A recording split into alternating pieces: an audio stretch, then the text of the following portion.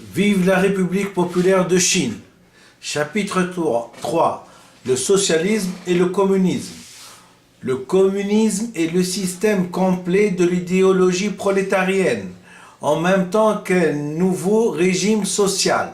Cette idéologie et ce régime social diffèrent de toute autre idéologie et de tout autre régime social. Ils sont les plus parfaits, les plus progressistes, les plus révolutionnaires, les plus rationnels de toute l'histoire de l'humanité.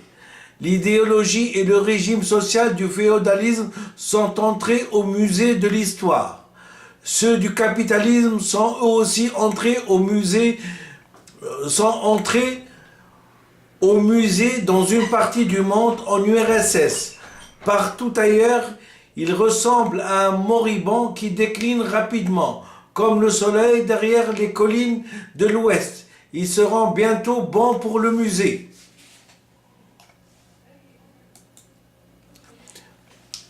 Vive la République populaire de Chine. Seule l'idéologie et le régime social du communisme se répandront dans le monde entier avec l'impétuosité de l'avalanche et la force de la foudre. Ils feront fleurir leur merveilleux printemps. La démocratie nouvelle, janvier 1940, œuvre choisie de Mao Tse-tung, tome 2. En fin de compte, le régime socialiste se substituera au régime capitaliste. C'est une loi objective, indépendante de la volonté humaine. Quels que soient les efforts des réactionnaires pour freiner la roue de l'histoire dans son mouvement en avant, la révolution éclatera tôt ou tard et sera nécessairement victorieuse. Vive la République populaire de Chine. Intervention à la réunion du Soviet suprême de l'URSS pour la célébration du 40e anniversaire de la grande révolution socialiste d'octobre, 6 novembre 1957. Seule l'idéologie et le régime social du communisme se répandront dans le monde entier avec l'impétuosité de l'avalanche et la force de la foudre. Ils le feront fleurir leur merveilleux printemps. La démocratie nouvelle, janvier 1940, œuvre choisie de Mao Tse-tung, tome 3. En fin de compte, le régime socialiste se substituera au régime capitaliste. C'est une loi objective, indépendante de la volonté humaine.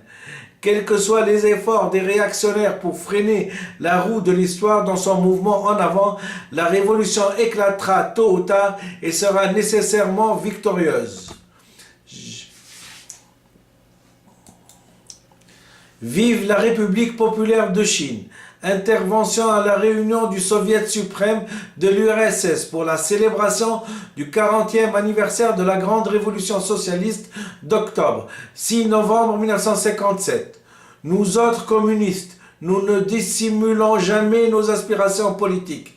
Il est certain, indubitable que notre programme pour l'avenir ou programme maximum a pour but de conduire la Chine au socialisme et au communisme. Le nom même de notre parti, ainsi que notre conception marxiste du monde, indiqueront clairement cet idéal suprême que nous voulons réaliser dans l'avenir, idéal infiniment beau et radieux. Vive la révolution populaire de Chine. Du gouvernement de coalition, 24 avril 1945, œuvre choisie de Mao Tse-tung, tome 3. L'ensemble du mouvement révolutionnaire chinois, dirigé par le Parti communiste, embrasse deux étapes, la révolution démocratique et la révolution socialiste. Ce sont deux processus révolutionnaires de caractère différent. Et c'est seulement après avoir achevé le premier que l'on peut passer à l'accomplissement du second. La révolution démocratique est la préparation nécessaire de la révolution socialiste. Et la révolution socialiste est l'aboutissement logique de la révolution démocratique. Le but final de tout communiste et pour lequel il doit lutter de toutes ses forces, c'est l'instauration définitive d'une société socialiste et d'une société communiste. Vive la République populaire de Chine. La Révolution chinoise et le Parti communiste chinois. Décembre 1939. Œuvre choisie de Mao Tse-tung, tome 2. Le but de la révolution socialiste est de libérer les forces productives. La transformation de la propriété individuelle en propriété collective socialiste dans le domaine de l'agriculture et de l'artisanat et celle de la propriété capitaliste en propriété socialiste dans l'industrie et le commerce privé aboutiront nécessairement à une libération considérable des forces productives. Et les conditions sociales seront ainsi créées pour un énorme développement de la production industrielle agricole.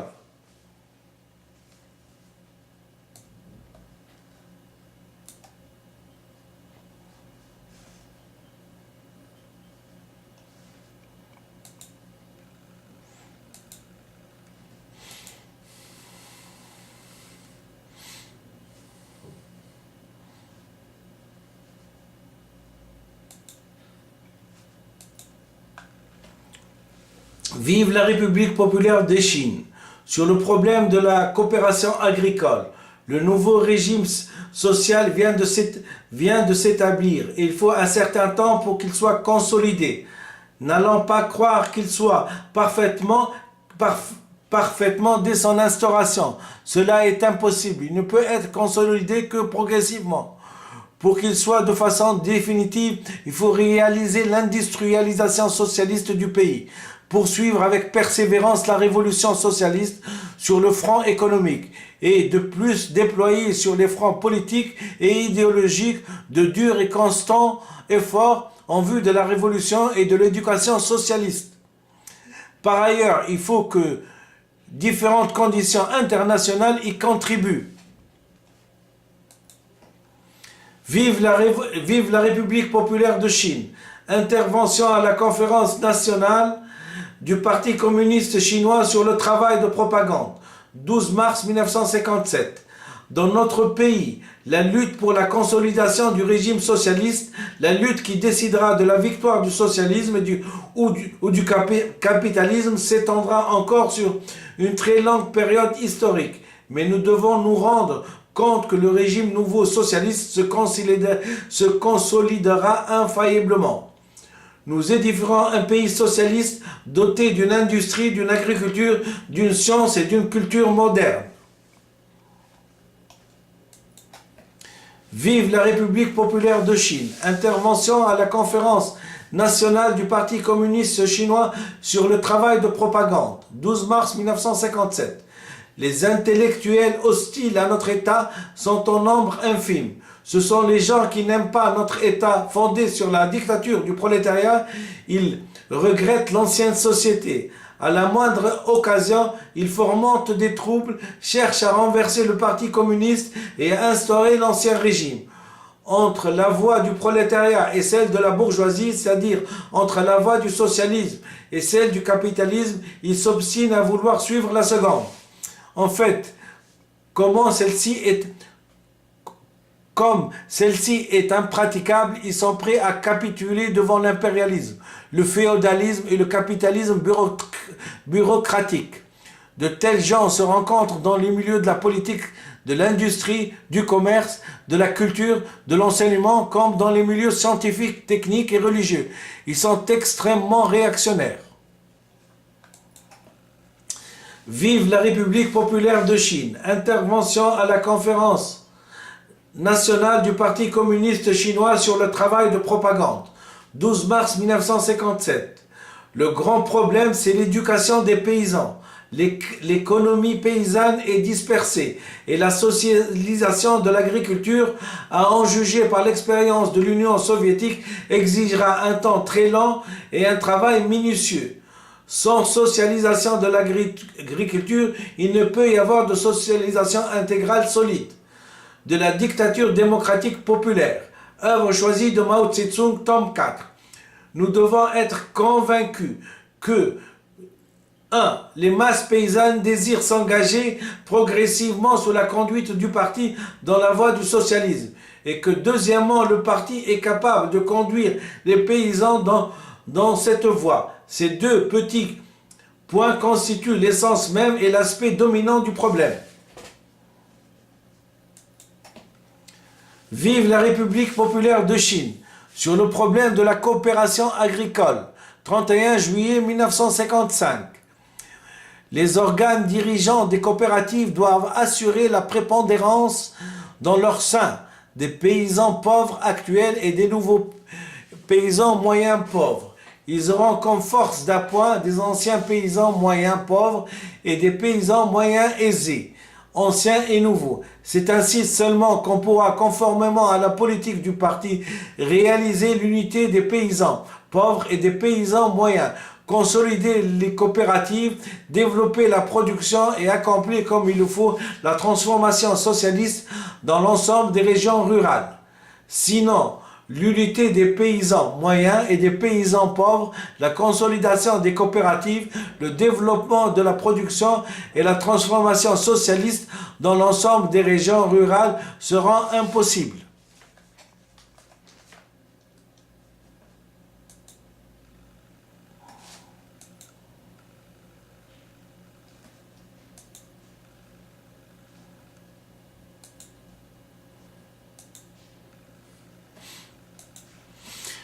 Vive la République populaire de Chine. Note sur l'article.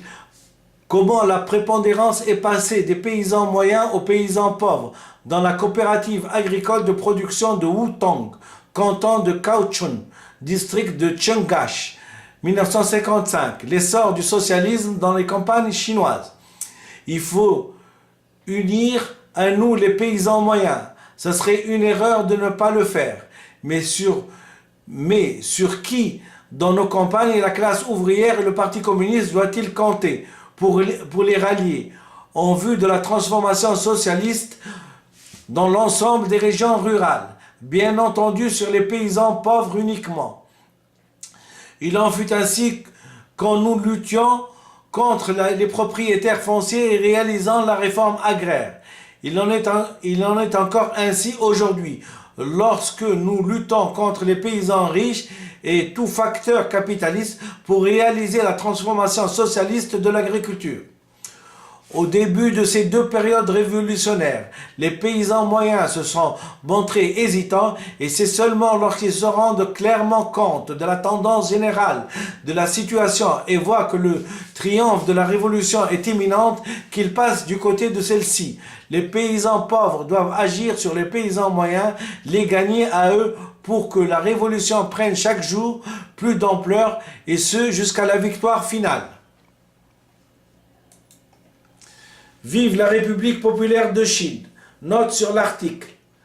La leçon de l'apparition d'une coopérative de paysans moyens et d'une coopérative de paysans pauvres. Dans le district de Fuan, 1955, l'essor du socialisme dans la campagne chinoise. Il y a une sérieuse tendance au capitalisme chez les paysans aisés. Elle se donnera libre cours si nous relâchons tant soit peu notre travail politique parmi les paysans pendant le mouvement de coopération et dans une longue période à venir. Note sur l'article. Une lutte résolue doit être menée contre la tendance au capitalisme 1955. L'essor du socialisme dans les campagnes chinoises. Le mouvement de coopération agricole a été dès le début une sérieuse lutte idéologique et politique. Aucune coopérative ne peut être fondée sans une telle lutte. Pour qu'un système soit tout nouveau, puisse être édifié à la place de l'ancien, il faut d'abord déblayer le terrain. Les survivances de la vieille idéologie qui reflète l'ancien système demeurent nécessairement et pendant longtemps dans l'esprit des gens. Elles ne s'effacent pas facilement. Après sa création, une coopérative doit soutenir encore bien des luttes avant de se consolider. Et même après sa consolidation, elle risque de s'effondrer pour peu qu'elle relâche ses efforts.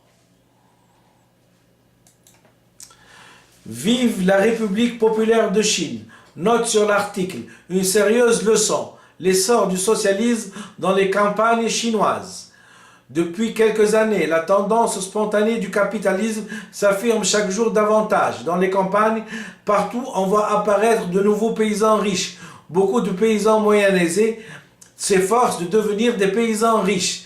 D'autre part, de nombreux paysans pauvres ne disposant pas de moyens de production suffisants sont encore dans le besoin. Certains ont des dettes, d'autres ont vendu ou loué leurs terres. Si on laisse se poursuivre cette évolution, le phénomène de différenciation, de glissement vers les deux pôles ira inévitablement en s'aggravant.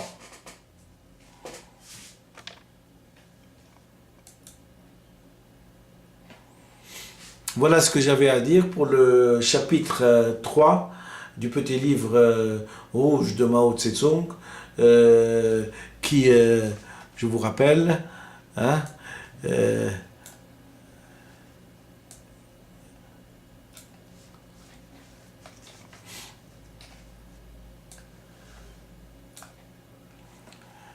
débat du socialisme et du communisme. Je vous remercie infiniment.